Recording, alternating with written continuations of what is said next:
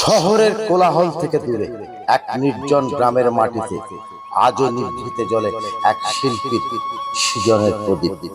তার হাতের স্পর্শে নিথর পাথর ও প্রাণ পায়, কাঠে ফুটে ওঠে ইতিহাস, মাটির দলা রূপ নেয় জীবন্ত অনুভূতিতে।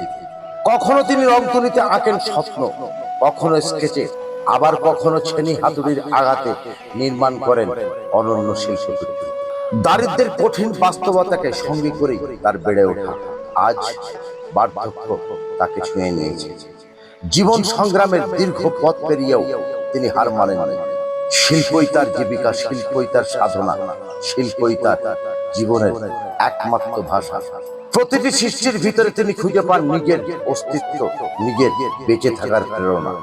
সমাজ তাকে প্রাপ্য সম্মান পুরোপুরি না দিলেও নিজের নিষ্ঠা ও অক্লান্ত পরিশ্রমে তিনি অর্জন করেছেন মানুষের ভালোবাসা ও শ্রদ্ধার কিছু মূল্যবান শিক্ষা। কিন্তু আজও সরকারি সহায়তার আলো তার জীবনে সেভাবে পৌঁছায় নাই। তবুও থেমে থাকেননি তিনি। প্রতিদিনের মতো আজও সৃষ্টি করে চলেছেন নতুন ইতিহাস। আজ শ্যামাপ্রসাদ মুখার্জির জন্মজয়ন্তী উপলক্ষে তিনি নির্মাণ করছেন তার একটি ভাস্কর্য। শিল্পীর নিবেদিত প্রাণ পরিশ্রম, নিখুঁত কারুকার্য এবং শিল্পের প্রতি তার অগাধ ভালোবাসাকে কেন্দ্র করে তৈরি হয়েছে এক বিশেষ প্রতিবেদন, যেখানে উঠে এসেছে এক নিরলস শিল্প সাধকের সংগ্রাম, আত্মমর্যাদা ও সৃষ্টির অনন্ত গল্প। সেই মানুষটির নাম অনাদিম সেন, হাওড়ার সাকরাইল সারেঙ্গার কন্যামণি অনাদিম সেন।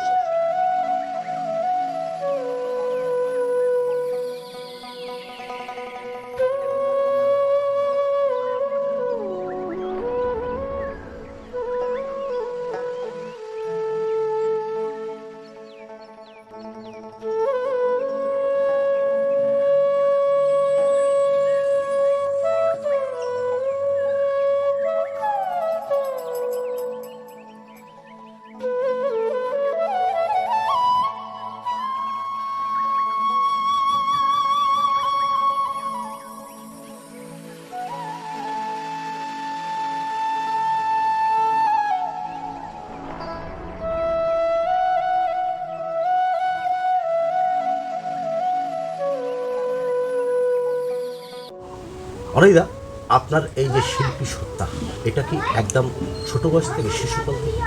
একেবারেই ছোটো বলতে আমি ক্লাস 2-এ পড়ি, তখন শিল্পকলা সম্পর্কে কোনো জ্ঞানও ওঠেনি। পড়াশোনা করতে করতে ওই যে ছবি, মানে বর্ণ পরিচয় থেকে শুরু করে ওই ছবি দেখেই আমি তখন পেন্সিল ড্রয়িংটা শুরু করি। এটাই হচ্ছে আমার সব থেকে এগিয়ে আসা এবং এগিয়ে যাওয়া। ওই থেকে প্রায় এগিয়ে চলেছি, কিন্তু রং সম্পর্কে তখন কোনো আইডিয়া ছিল না। পেন্সিল ড্রয়িং করতে করতে তারপরে মনে হলো কালার করতে হয়। তখন দিলাম পাবো কোথায়?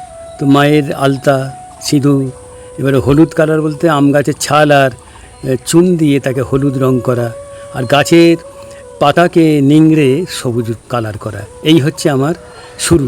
শিল্পী জীবনে আসার জন্যে বাবা মার সহযোগিতা ওই ছোটো বয়সে কত করেই পেয়েছেন? কার সহযোগিতা সব থেকে বেশি পেয়েছেন? সব থেকে বেশি পেয়েছি বাবা, কেন বাবা যেহেতু পুতুল করতো এবং কাঠের ডিজাইন করতো, সেই জন্যই আমাকে খুব বাবার মধ্যে একটা শিল্পী সত্তা ছিল। বাবার মধ্যে একটা শিল্পী সত্তা ছিল। আপনার জীবনের সব থেকে মেমোরেবল আপনার এতে কি ঘটনা, সেটা একটু আমার দর্শকদের জানাবেন। আমার আশ্চর্য ঘটনা হচ্ছে, আমি যখন 72-এ গভর্নমেন্ট আর্ট কলেজে ভর্তি হই, তখন টেবিল ঠোকাঠুকি হচ্ছে অনেক ছাত্রছাত্রী থেকে শুরু করে। বলছে যামিনী রায়, উনি তো কালীঘাটের পটুয়াদের নকল নবিশ। আমি যার পর নাই দৌড়ে চলে গেলাম বালিগঞ্জ প্লেসে। সেখানে শিল্পীগুরুর স্টুডিওতে টোকা মারতেই শিল্পীগুরু বেরিয়ে এলেন। আমি পায়ে প্রণাম নিচ্ছি। না, আপনি পায়ে প্রণাম নেবেন, আপনিও শিল্পী। তো সঙ্গে সঙ্গে আমি ঢুকে গেলাম। বললেন আপনি ছবিগুলো দেখুন। আপনি আবার বলছে না, এটা বলতে হয়। ছবি দেখছি, রং তুলি সব ছড়িয়ে আছে। তারপরে ঘুরে ঘুরে দেখার পর বড় বড় ক্যানভাস, মানে মাটি দিয়ে প্রলেপ করা এবং বড় বড় হগিয়া তুলি দিয়ে আঁকা, আমি অসাধারণ প্রাণবন্ত হয়ে গেলাম। তারপরে শিল্পীগুরুকে বললাম যে আমার দুধে দাঁত ভাঙেনি, আমি এই জীবদ্দশায় আপনাকে দেখলাম, আমার জীবনে আপনার এই শিল্পকলা সারা পৃথিবী জোড়া নাম হবে। এটাই হচ্ছে আমার কাছে পরম প্রাপ্তি এবং আশ্চর্যজনক ঘটনা। অনিদা, আপনার পাশে একটা মূর্তি দেখছি, মূর্তিটা যে কেউ দেখবে বুঝতে পারে শ্যামাপ্রসাদ বাবুর মূর্তি। এই যে স্কাল্পচার, এটা কতদিন থেকে করছেন আপনি? এটা বর্তমান সরকার, আমিও জানতাম না, এটা দুর্ভাগ্য।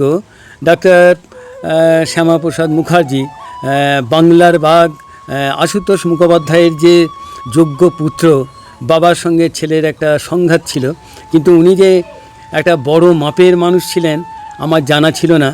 এবারে এই 6ই জুলাই যখন জন্মশতবর্ষ উৎসব হতে চলেছে, যখন বলছেন যে আমাদের ওই দিন জন্মশতবর্ষ পালন করা উচিত, তখন আমি ছবি এবং ওনার জীবনী পড়তে শুরু করলাম। পড়ার সঙ্গে সঙ্গে এই কাজটা মাত্র আমি 7 দিনে নামিয়েছি। মানে আগে পড়াশোনা করতাম। কমপ্লিট হয়ে গেছে কি? এটা প্রায় কমপ্লিট হয়ে গেছে। এটা ক্লে মডেলিং। এবারে এটাকে ঢালাই করতে হবে, ডাইস করতে হবে।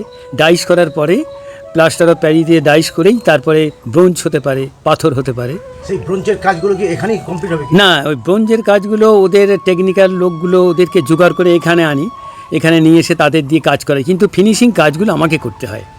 পাথরেরও ঠিক কাজ, রাফ কাজটা লেবার দিয়ে করা হয়, তারপরে ফিনিশিং কাজগুলো আমি ফাইনাল কাজ করার জন্য ওই সরু ছেনি হাতুড়ি ধরতে হয়। আর সিমেন্টের কাজটা সম্পূর্ণ আমি নিজেই করি। আচ্ছা অনিদা, এই যে স্কাল্পচার, এই শ্যামাপ্রসাদ মুখার্জির যে স্কাল্পচার, আগে আর কার কার স্কাল্পচার করেছেন? এর আগে আমার বিশেষ সবথেকে সৌভাগ্য হয়েছে, তখন সালটা মনে নেই, 1986 সাল হবে। বুদ্ধদেব ভট্টাচার্য স্বরাষ্ট্রমন্ত্রী ছিলেন বামফ্রন্টের, উনি আমাকে রাইটাসে ডেকে পাঠালেন। আমি তো যার পর নাই ভয় পেয়ে গেলাম। সঙ্গে সঙ্গে বললেন, অনাদিবাবু, আমার কলকাতা শহরে 30টা কাকাবাবু অর্থাৎ সুকান্ত ভট্টাচার্য বসেছে, সব বিকৃতি, একমাত্র আপনিই পারবেন। তা আমাকে দায়িত্ব দেওয়া হলো। দায়িত্ব দেওয়ার সঙ্গে সঙ্গে এসকে দেব রোড, মানে লেক টাউনে, ওখানে প্রতিষ্ঠা হবে। সেই মঞ্চে ক্রীড়ামন্ত্রী সুভাষ চক্রবর্তী, আমার মাস্টারমশাই সুনীল পাল, বুদ্ধদেব ভট্টাচার্য, অনেকেই ছিলেন, শিহির ভট্টাচার্য। সঙ্গে সঙ্গে বুদ্ধদা বললেন, আগে চলুন আমার কাকাবাবুর মুখটা দেখি উদ্বোধন করার জন্যে। পর্দা টানার সঙ্গে সঙ্গে ওনার দু চোখ দিয়ে জল বেরিয়ে গেল। এটা একটাই কারণ, বললেন, আপনি আমার কাকাবাবুর মুখটাকে আনতে পেরেছেন। যতদিন বেঁচে থাকবো আপনি পার্টি টাটি দেখাবেন না, আমার সঙ্গে সরাসরি দেখা করবেন এবং চলে আসবেন। আচ্ছা, এখানে একটা প্রশ্ন না করলেই না, অর্থনৈতিক যে জায়গাটা, সেটা কি এইটা থেকেই আপনার সংসার, এটা আপনার জিজ্ঞেস করছে আর কি, এটা থেকে কি আসে কি? আমি 1972 সালে ছবি টবি আঁকার পরে বাটানগর বিখ্যাত, ওখানে আমি মিস্টার লেডেন সাহেবের সঙ্গে এবং মিস লেডেনের সঙ্গে আমি ওখানে কাজ করেছিলাম। ওখানে এক্সিবিশন করেছিলাম। করার পরে উনি আনন্দ পেয়ে আমাকে একটা অফার দিয়েছিলেন ডিরেক্টরের। আমি বললাম যে আমি চাকরি করব না, আমাকে পারলে শিক্ষানীয় ব্যবস্থা করে দিন। ওটা আমি রিফিউজ করেছিলাম। তারপরে গভর্নমেন্ট অফ, এখন আপনার রুজি রুটি যেটাকে বলা, সেটা এইখান থেকেই, তাই তো?